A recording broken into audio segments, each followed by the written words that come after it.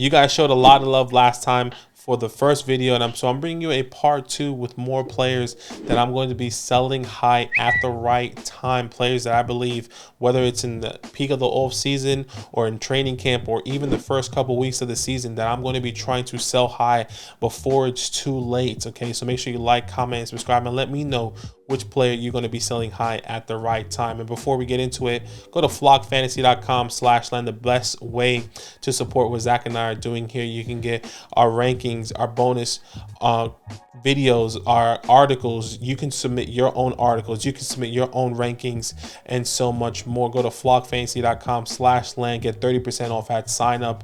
And you get our fantasy hotline. You know, that's a private chat with Zach and I and all of our rankings and all the other content creators on there. So once again, flockfantasy.com/land. Let's get straight into the video. My first player that I'm going to be selling high at the right time, and it might be a bit controversial, but hear me out. That is Devin A-Chain, Devon, however way you want to pronounce it. I might pronounce it wrong the whole video, but that's okay. But we all know who I'm talking about. Devin A-Chain. He goes to the Miami Dolphins in the 3rd round. And one of the things that I really want to kind of paint this picture, by the way, I did write an article about why I'm also fading him on flockfantasy.com. So check that out if you want to read that. But I wanted to bring my thoughts in a video as well. Look, leading up to the whole season, the Miami Dolphins was one of the best landing spots for a running back. Throughout the whole offseason, mock drafts, Devin going to the Miami Dolphins, fantastic. Devin going to Miami Dolphins, fantastic. I get it. I was agreeing. And then probably a week before the NFL season kind of got me thinking, I was like, okay, why is this so good? Is it just because he's going to get the opportunity in the air, right? And if he does just get the opportunity in the air, I'm a bit concerned that this team is going to be potentially drafting another running back. Whether that is, you know, drafting another running back in the 2024 class was one of my biggest arguments. So yes, you may have Devin for 1 year, but okay, let's look at how much targets and how much opportunity he's really going to be getting in 2023. So I went to go look at all the running backs that got opportunity in the air, and that accounted for out of 6 running backs, all accounted for a total of 116 targets. Obviously, that's unrealistic for just one running back to get. That might be split in however many ways, but let's just cut that in half. That's 58 targets for Devin A-Chain. If we're only specifically giving him work in the air, that's still not the best, because if you really compare that to last year, this past year with Rachaad White, who really only got the work in the air in the second half of the season, or throughout the majority of the season. In the second half of the season, he got work on the ground with playoff Lenny there. He finished running back 36 on the season. So if we're expecting Devon A-Chain to be finishing as a top 20, top 25 running back potentially in Dynasty or whatever the case may be, I'm willing to be selling him high right now, because once again, going back to what I said earlier, I'm worried about them drafting another running back in 2024. So great, you have him for 1 season. What if his value doesn't rise higher than 23? And that's obviously the risk we all take when we draft rookies. But I'm not saying here, and hear me out, I'm not saying that Raheem Mostert or Jeff Wilson is more talented than a Devin. I'm saying that I don't think they're just going to automatically disappear. And let me remind you, Mike McDaniel, he's coming from that Kyle Shanahan tree, who loves to run running backs, like, you know, rotate running backs like crazy. So, in which we saw last year, 5 different running backs, whether it was attempts on the ground or in the air.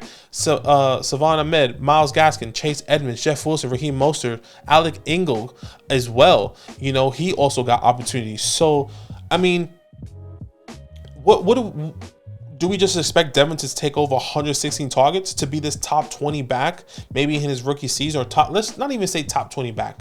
Let's say top 20, let's say top 30 back. Top 30 back. Okay, he doesn't have the season we all expect. 2024, they draft another guy. 2024, somebody better comes in.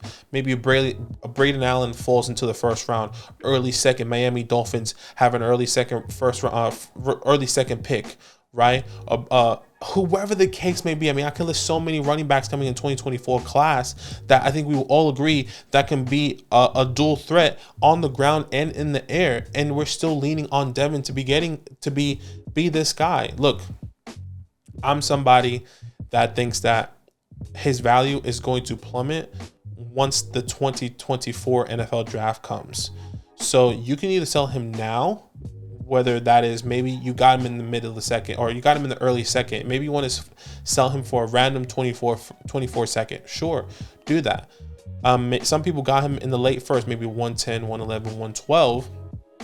Normally he went, 201, 112, 201, 202 in our rookie drafts. But if I can flip him right now for whatever price before the season starts, and when we're not seeing him getting the opportunity on the ground, I'm going to be doing that. Currently right now going, once again, RB 23 on the season, or 20, excuse me, RB 20, yeah, RB 23. I was going to say 21. RB 23 on the season. If I can flip him for a second right now, I would. If I can wait and hope that, Raheem Mostert gets hurt in training camp, Jeff Wilson gets traded in training camp, then Devin rises, sell.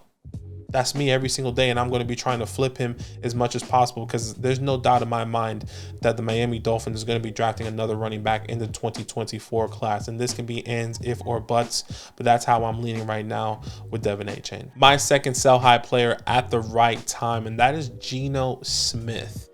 And look, once again, hear me out. I think a lot of people may say, well, he may be a buy low right now in a dynasty startup, in a dynasty perspective. Once again, at the right time. So hear me out. Clearly last year had a phenomenal season. Nobody was expecting that was was a top 5 quarterback finish this past year. Great in completion percentage, great in every single category for Geno Smith that no one was expecting. And now this team drafts Zach Charbonnet. They have a good offensive line, a great defense, and they also draft one of the best wide receivers in the class in Jackson Smith-Njigba. How can Geno Smith fail? You're absolutely right. How can he fail? And I don't think he can fail. And if he doesn't fail, sell him high because he is 32 years old. He's going to be 33, right? 33, 34, however, whichever way his age is right now in the community. He's currently 32.6 years old.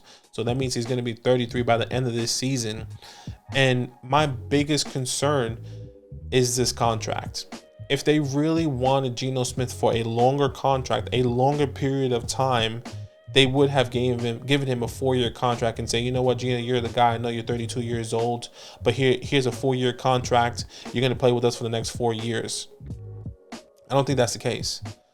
They have it out in 2024, and if he doesn't perform this year with DK Metcalf, with Tyler Lockett, with Jackson Smith-Njigba, with Kenneth Walker, which once again is not going to be easy, I think we can see the transition from Geno Smith to another quarterback in 2024. Not only that, and I know this is maybe very minuscule in the eyes right now, but they're tied for 12th with the 12th hardest schedule in the NFL right now out of 32 teams.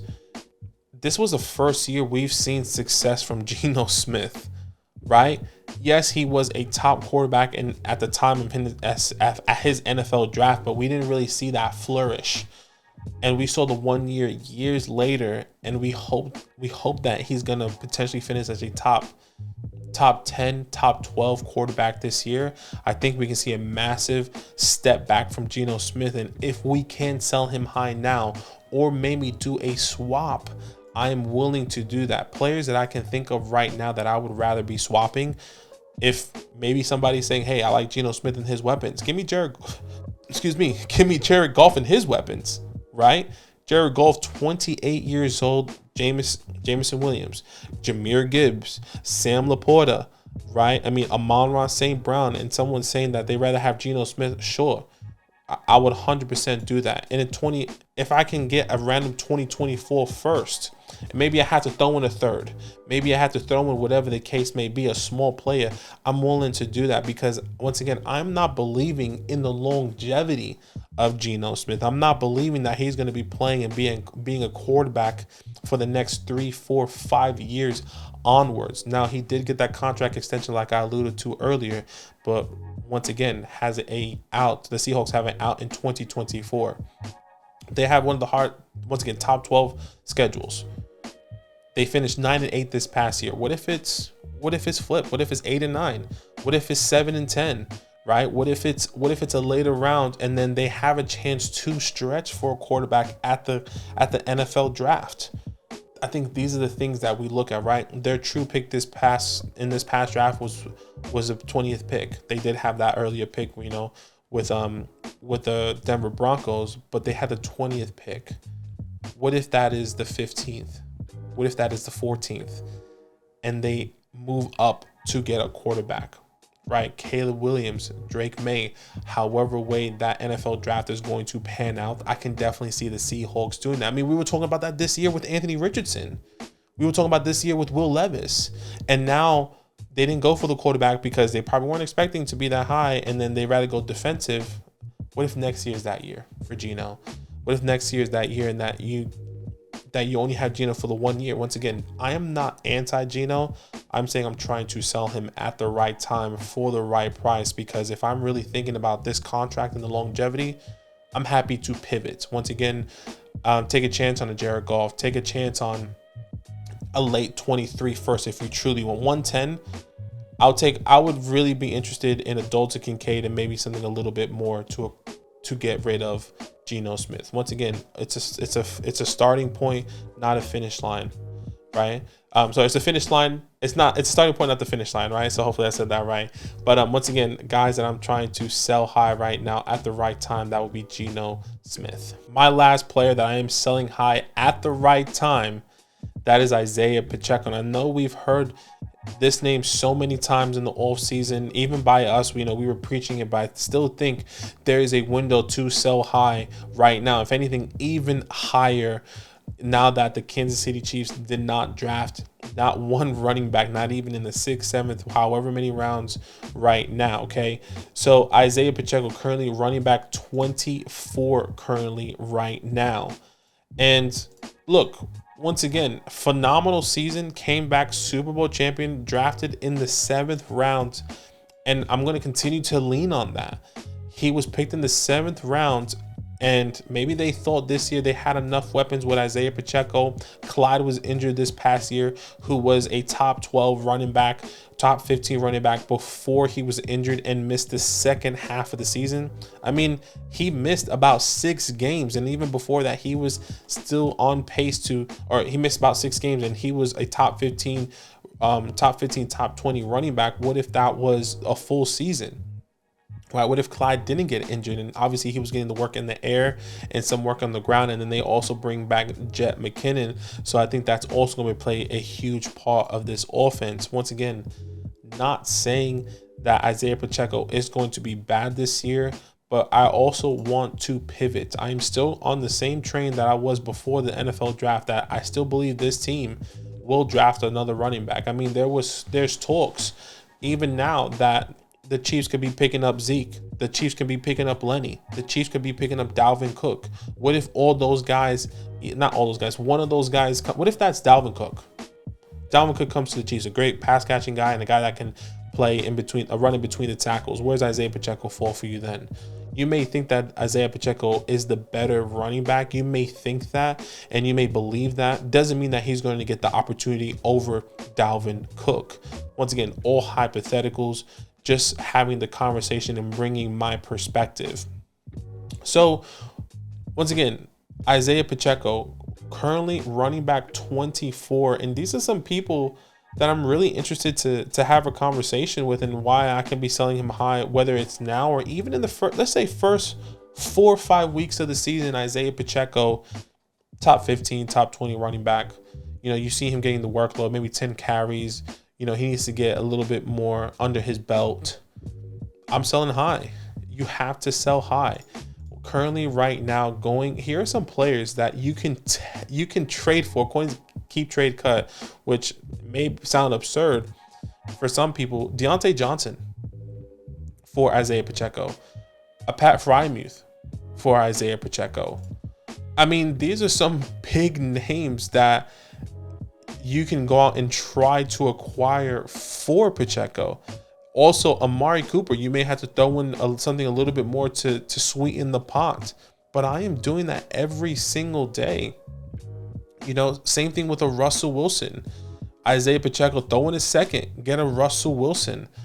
once again, this is a starting point, not a finish line. I'm not saying all these trades are going to be completely, possible in your leagues.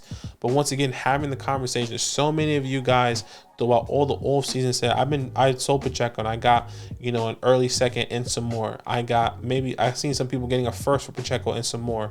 And that was before the NFL draft.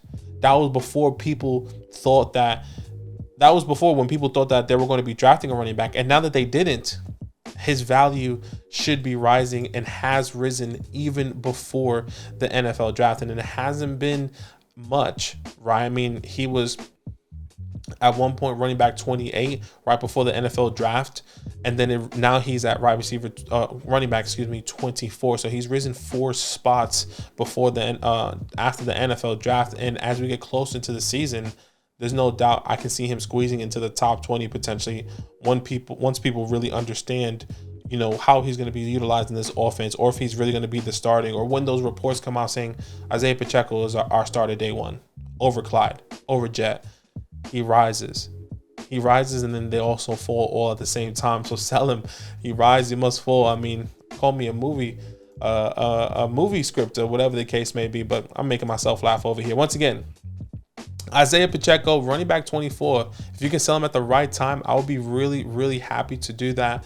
I've seen so many people do that. I've done that for seconds, random seconds, and I'm still going to be doing that, even if I can do that right now. And if you can somehow get a first, or if you really want to take the risk and wait into the season and maybe squeeze out a late first, if you can in 2024, you're winning.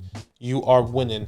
So once again, Isaiah Pacheco, Geno Smith, and Devin A-Chain, all these guys are players that I'm going to be selling at the right time.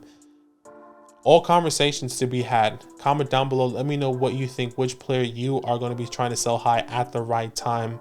And as always, it's all love. Now that those idiots are done talking, who needs some rankings? Hell yeah, I need some rankings. Then use promo code LAND, L-A-N-D, for 30% off any membership at flockfantasy.com. Oh. It's so easy. Even your grandma could scan that QR code right there.